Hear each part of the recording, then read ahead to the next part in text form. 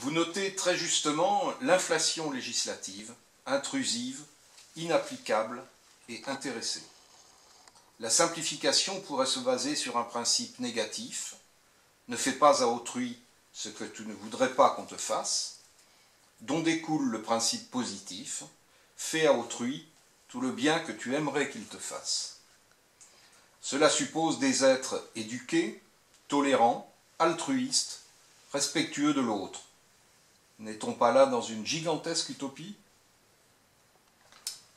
Oui, mais alors c'est pas du tout ce que c'est pas du tout une utopie dans laquelle je souhaite, vers laquelle je souhaite me diriger. Dans ce chapitre sur les sources de la loi, je ne parle pas d'un être vertueux qui serait capable de s'autoréguler, de ne pas faire à autrui. Non, non. Je pense malheureusement que la loi est nécessaire, sinon je serais libertarien, et qu'elle doit, non pas, que son objectif, et là on revient sur les sources de la loi, c'est pas limiter la liberté pour le plaisir de limiter la liberté, mais limiter la liberté pour permettre à chacun d'exprimer la sienne. Alors ça, c'est des formules, je dirais, bateau, si vous me permettez cette expression. La liberté d'un tel s'arrête là où commence celle de l'autre. Bon, on est tous d'accord sur cette définition de la liberté, qui est une définition tellement générique, tellement générale, tellement généraliste, qu'il faut, à un certain moment, il faut mettre des principes. Et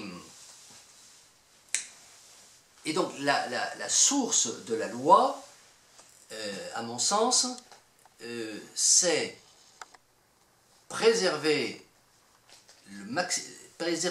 laisser la possibilité à chaque individu d'exprimer sa liberté de la plus complète possible, jusqu'au moment où la manifestation de cette liberté entre en collision avec celle de l'autre, c'est-à-dire au moment où elle crée une nuisance. Donc on revient sur le chapitre de la nuisance, et c'est ça la source de la loi. Je ne pense pas qu'on puisse partir d'une idée vertueuse, c'est un petit peu ce que font les libertariens. Je crois qu'il peut y avoir une vertu, mais la vertu va être dans le fait de bien appliquer la loi et de faire une loi saine et claire. La perversion aujourd'hui, donc le contraire de la vertu, c'est justement de faire une loi qui a tous les pouvoirs. Alors ça semble une tautologie de parler du pouvoir de la loi, mais en fait, je crois qu'il faut pas hésiter à poser la question, est-ce qu'il y a un droit de la loi? Est-ce que la loi c'est quelque chose qui va être fabriqué par une assemblée ou fabriqué par un dictateur, ou bien est-ce que la loi a un cadre? Et donc c'est ce que j'appelle la source de la loi. C'est un thème qui, à ma connaissance, peut-être dans des débats de juristes,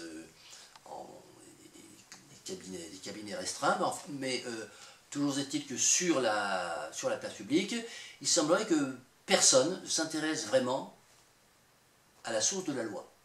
Que la loi soit un outil qu'on fabrique dans une usine à noix, comme on fabrique des couteaux dans une usine à couteaux, et que donc toutes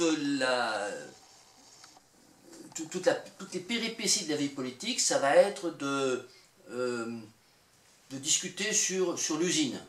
Comment est-ce que cette usine, on va la modifier, qui va diriger cette usine, mais jamais sur la nécessité ou pas de cette usine. Or, à mon sens, la loi pas être faite en usine, elle doit avoir un principe directeur, doit y avoir un paradigme de la loi.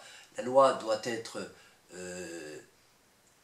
limitée, d'ailleurs la loi limite, mais la loi elle-même doit être limitée, son champ, son domaine doit être limité à certains secteurs, certains principes, certains fondements qui restent à établir, qui ne sont pas faits dans la Constitution. Je vous remercie.